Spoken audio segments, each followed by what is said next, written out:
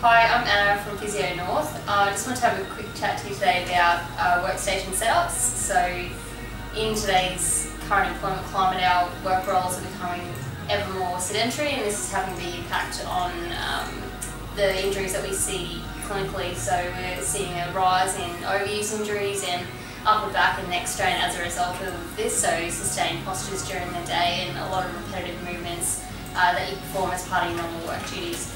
So I just want to run through with you a couple of tips that you can use to review your own workstation if you do suffer from repetitive back pain, neck pain, frequent headaches, things like that. These are some pointers that you can use to try and optimise your posture and your workstation in your own workplace.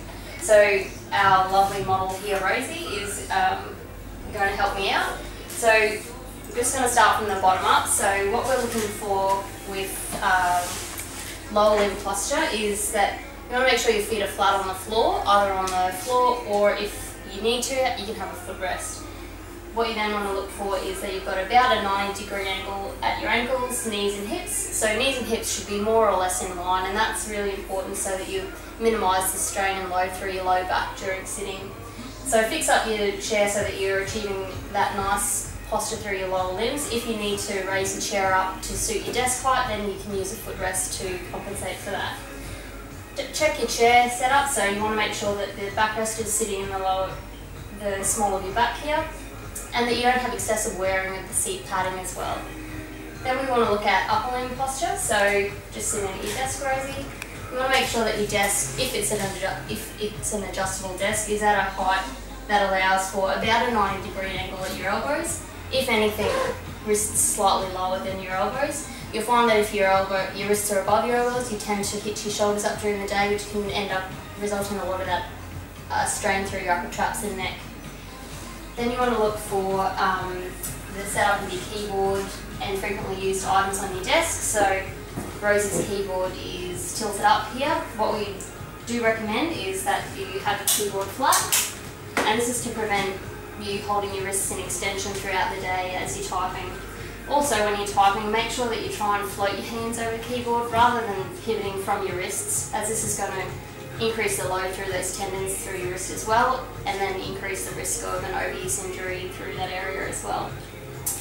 In terms of frequently used items, just make sure they're in your immediate area so that you're not having to overreach during the day. And looking at your monitor, you want to make sure that your monitor is nice and flat so that you're not having to readjust as you move up and down the screen with your eyes.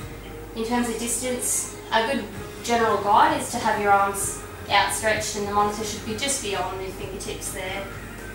And in terms of height, you want to make sure that your eyes are approximately in the top third of the screen, because we tend to gaze down at an angle of about 30 degrees.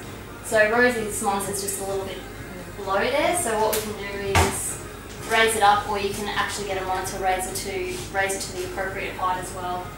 Obviously, if you're changing the height of your desk, you want to make sure that your monitor doesn't change to an inappropriate height along with that as well.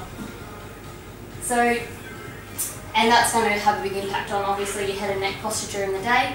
If you're working from dual monitors, which workplaces are increasingly doing these days, make sure that your monitor that you're using most frequently is centered, or if you're using both of them, then have them centered fairly equally so that you're not frequently or excessively rotating through your neck during the day.